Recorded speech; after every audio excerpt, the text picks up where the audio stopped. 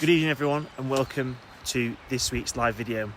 It's actually turned into be quite a nice evening compared to what was an absolutely miserable start to the day here in the north of Scotland. It's a little bit later than I would like to have done, but hey, real life and things get in the way sometimes. Most important thing of course though is that we're here now and we're going to unpack some really important goings on today in the economic space for the UK. So for those of you that are perhaps new to the channel, what we're about, first of all, it's about getting a balance between what's going on at an individual level with your money, right the way through to bigger picture macroeconomic factors and how ultimately they all influence and shape each other and affect you, the consumer, so that you can make better decisions with respect to your own personal finances. As I've already alluded to, today it's all about the economy. Over the last week or so, we've had a number of different announcements, and it would be quite easy to say that in some instances it's not quite clear with respect to the statistics are saying one thing, but the lived reality is saying another. So I want to unpack some of that and explore it with you today. I'll give you the facts as I understand them to be, and I'll also offer you my own analysis and thoughts on some of those goings on. First of all, let's start with inflation. Perhaps one of the most commonly misunderstood things with respect to economics is this concept of inflation. Yesterday, I think it was, you'll have seen the news announcement, something along the lines of inflation has fallen, compared to last month, down by about half a percent in total. That's good news. Of course it's good news. You know, people don't want rampant inflation running off 5-10% or even more. That's when it starts to cause us some really significant economic problems. But what's perhaps misunderstood is what we mean when we offer the statistic around inflation. So first of all, when someone says that inflation is down, and I think it was 2.8% the most recent statistic versus 3.3% if I remember correctly, the month prior, what do we actually mean? What we mean is that the speed of price increases has fallen. I'll say that again. The speed of the increase in prices has fallen. Things haven't got cheaper. They're just getting more expensive less quickly. And this is perhaps one of the most misunderstood things with respect to economics, because the way people would read that, quite rightly, is they would say, well, you're telling me the statistics are saying that inflation is becoming less of a problem, inflation is down, but when I go to the shop, when I go to the petrol pump, when I try and buy anything, or a subscription, or whatever it is with respect to my own spending, prices feel like they're going up, and in some cases, they're going up very, very quickly. Great case in point. Over the last 6 weeks-ish, anyone that drives a car will know that fuel prices have gone up enormously. Where I live, we went from roughly, I think it was 130 a litre for diesel, and not so long ago we were up in the 190s. We're now back down to about 180, 185, roughly depending on which garage you go to. But look, still significantly more expensive than what it was, and that 50p a litre really adds up.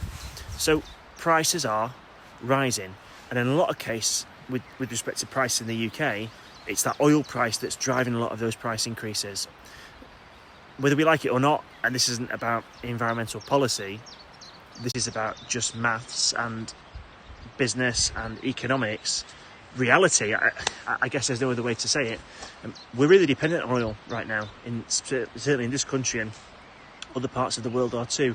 It doesn't matter whether it's through shipping, through the distribution network, manufacturing, farming, you name it, the sector relies on oil.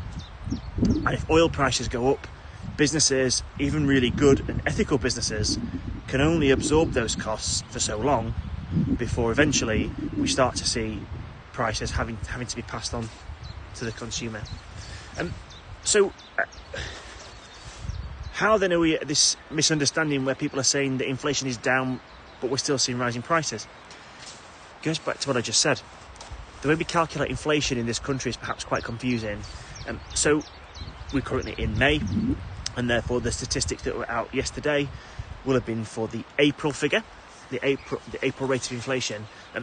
But interestingly, to get to wherever the April figure, we don't compare April to March with respect to prices. We compare April to April last year. So based off April 2025 prices, because we're now in May 2026, prices are generally speaking 2.8% higher than what they were. When we say prices, we're talking about a particular selection of goods. Depending on which method you use to calculate inflation, the exact mechanism varies. But it's a broad statistical average would suggest that the prices are 2.8% higher in April 26 than they were 12 months prior. And we calculate that on a rolling basis each month. So for example, in about a month's time, we'll get the May 2026 statistics. That'll be whatever number that is. And that is a direct comparison of the May 26 prices to the May 25 prices. Now, although that's helpful in the sense that you are seeing monthly data, it can perhaps be misleading. One-off events, shocks, can perhaps skew results slightly. So you could have a situation whereby, and let's just assume it was a really short-term thing, prices are higher for a very, very short period of time, or they're lower for a short period of time for whatever factor, and then they come back down the following month. So you get this kind of zigzagging effect going on with respect to your prices. When I personally look at inflation, the way I do it is I will tend to look at the year as a round, and I'll arrive at an average figure based off all the months' inflation figures. So for example, 3.5%, whatever that number is, and that in my mind is the way that I'm calculating inflation with respect to that 12-month period. Some people really like the monthly statistic. I don't find it all that useful, because you're actually comparing really short periods of time. For me, you need to look at the number in the round perhaps a little bit more than the news headlines would perhaps do so. It has its place, but it's not always very helpful for people like you and me trying to figure out whether our prices are going up, down, or how much by. So that's inflation. Clearly, we want to see a nice low level of inflation. Hopefully, the whole Iran issue in particular, because that's a real big cause of our inflationary pressure at the moment through the oil and gas, as I've already spoken about, will sort itself out again. We won and lost the war again. I think we're winning again today. And that will hopefully level out. And like I say, prices will get back to something that resembles a normality. Next thing then, and it ties into inflation, but it's a separate issue itself in the UK, is energy. Anyone that pays energy bills for their home or their business has been on a real economic and emotional roller coaster over these last 5 or 6 years. We went from relatively low and stable prices to the war in Ukraine, which caused a real cost push inflation. And for anyone that's not quite familiar with that, I refer you to some of my previous videos and articles. But essentially, there's not necessarily a massive increase in demand. The demand stays roughly the same, but for whatever reason, the cost of producing or supplying the thing, in this case gas, rises significantly, and therefore that cost gets passed on to the consumer. Excuse me. So we were down. War in Ukraine, we went really up, and people felt that big time. Some people's energy bills was doubling or more than doubling. Over a number of years, we've started to slowly work our way back down. But of course, this war in Iran, what in addition to oil, rather, what comes through the Strait of Hormuz, it's gas. A large amount of the world's gas supply goes through the strait, and therefore you're going to create that cost-based inflationary pressure. Once again, it's not that the demand level has changed, because broadly speaking it hasn't, but the amount of it going around has, and therefore the price goes up. So in the UK, we review our price cap, which is a maximum that energy companies are allowed to charge based off units of energy on a quarterly basis. The initial study was published earlier this week. The formal announcement comes next week, we're expecting it to be. And the announcement that we're expecting is that energy price caps are going to increase by around 13%. So when we think back to that inflationary question, you're potentially going to see a significant increase in your bills with respect to energy if you are on the price cap. Most people, hopefully, over the last few years have transitioned away from the price cap. Good news is that if you're on a fixed tariff, and you're only ever on one or the other, guys, right? So you're either on the price cap or you're on a tariff that you've selected, which is not the price cap. It's usually cheaper, I would hope. you're going to be protected because you're locked into that contract. When an energy company offers you a fixed deal, that's because they've been able to secure supply for a particular number of units of gas and electricity at a price, and they can therefore figure out how much they're going to charge you, put their profits on top of it, pass that on and lock you into a contract. So you're secure for the time being, except of course if your fix is coming to an end, if you let that fix expire, you're probably going to go onto the price cap.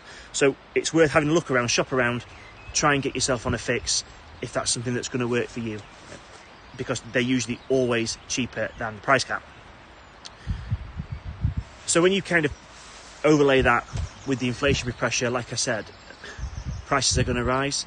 Businesses, interestingly, aren't regulated for their gas and electricity prices in the same way as we are as consumers. So that means that businesses are probably already going to experience those higher energy costs if they're not doing so already. Again, think back to that inflationary pressure. Companies can only absorb those costs for so long before it has to get passed on to you. So that's inflation, a little bit of energy. The last thing I just want to touch on very briefly is something what I call consequence and action with respect to decisions that are made with respect to finance and economics. I only caught the back end of it earlier today because I've had quite a busy day, but we saw some announcements from the Chancellor that we're going to see, and I'm going to get the terminology a little bit incorrect here, so forgive me for not getting it quite right. Savings August for families, whereby deliberate intervention by the government to cut prices in certain areas. So I think it's if you're between the ages of 5 and 15 and live in England, you can get free bus fares, cuts on VAT in certain areas, and other stuff. Interestingly, there's a broader conversation going on at the moment. It started a few days ago with respect to will the government in England and Wales introduce price caps in the supermarkets around particular items of food. So there's a lot of things happening at the moment whereby the state is slowly starting to reach in and influence things a little bit more. So what do I mean by action and reaction? Because that's quite important. When we're making economic decisions, in particular what we call macro, so bigger picture economic decisions,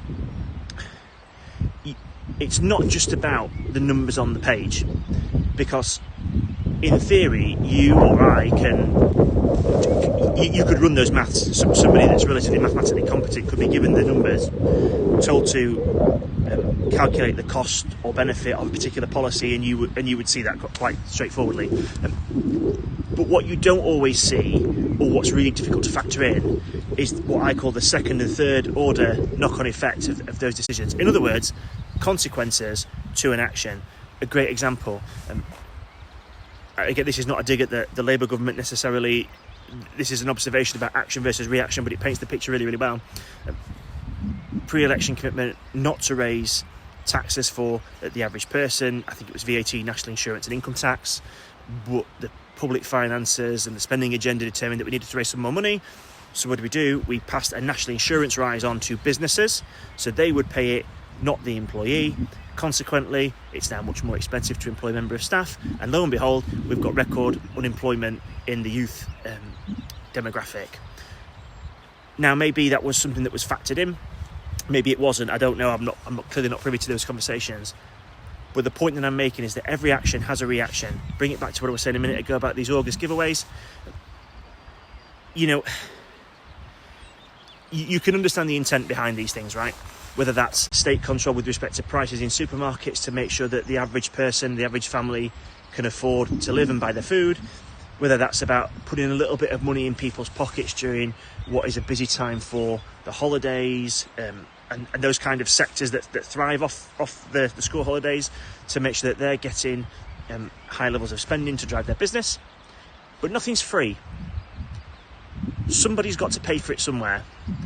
And I can't help but wonder that in a macroeconomic environment where we're constantly hearing about black holes, inability for the government to find cash to do stuff, how all of a sudden we've managed to find the money to essentially give it away again in August. And I perhaps wonder if a more general tax cut to things like income tax or VAT will be both more sustainable and more popular. But that's a political decision, not necessarily a financial and economic one. A shorter video today, but there's a lot going on out there. I think a few takeaways. Remember, just because inflation is down does not mean prices are falling.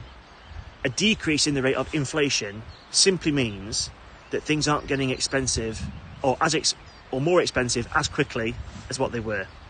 Anytime that figure is above zero, prices are going up. It's just a question of how fast.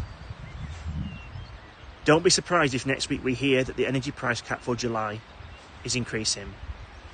It's probably a really good idea, if you're on the price cap, to shop around and try and find yourself a fix. I don't know what's going on with respect to your own energy supplies on a personal level, so do your homework, research it, look around, shop around, and make sure that you make the decision that is right for you. But if you choose to stay on the price cap, you're probably going to have to choose to accept that your bills are going to get higher.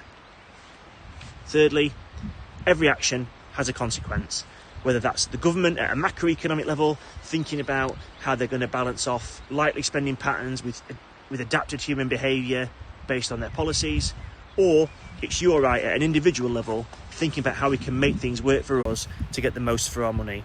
It all correlates. You can skew statistics any way you like, and I'll leave you one tonight. 41% of all statistics are made up, and you can figure out whether mine's one of them or not. Don't forget, we go live on X, usually towards the back end of the week, anywhere between Thursday and the weekend. We upload to YouTube and Facebook, typically on a Saturday or a Sunday, so you've got to be on X to get the first access to this content. And we tend to put out articles, typically related to whatever the video diary is around, towards the beginning of the following working week. So please, if you haven't already, like, follow, subscribe for those of you that are watching via YouTube, and pass the account on to your friends or anyone that you think would benefit from the opportunity to hear a different voice in a really busy space. This is not about trying to sell you anything. This is not trying to teach you how to get rich quick. I'm not pro-debt. I'm not anti-debt. The only thing I am pro and anti are knowledge and ignorance. Because if you've got knowledge, you can make things work much better for you. Have a great rest of your evening, and I look forward to catching up with you soon.